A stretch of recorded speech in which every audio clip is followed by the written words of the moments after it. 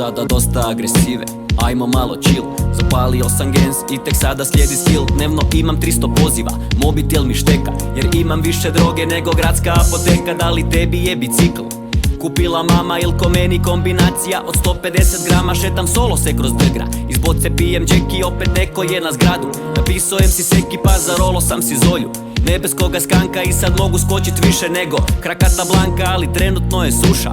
Nema albanjeze, pa ne znam što da radim, kak da zaradim peneze. I sad moram dnevno popit litru ličke loze da mi zjenice narastu kao brabonjak od koze. Podemonio sam totalno, žuta minuta, Breivik biće goli kurac. Rađe makni mi se s puta, MC Seki je u kući.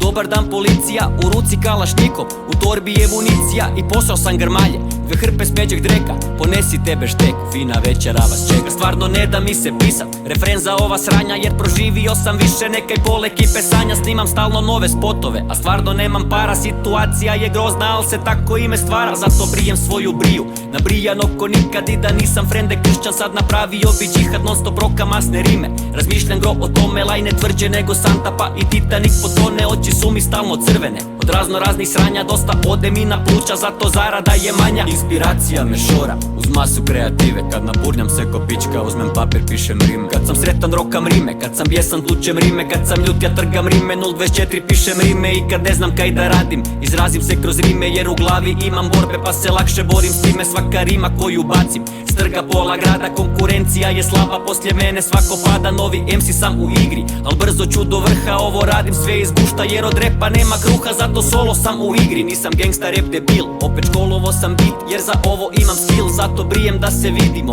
uskoro na tronu, jer pokazao sam vam kilu, a imam skilla tonu. Zato nemoj mene disat, da sam prelošem svi. Dok ja letim ovim flovom, možete se sagnut svi. Inspiracija me šora, uz masu kreative. Kad napurnjam se ko pička, uzmem papir, pišem rime.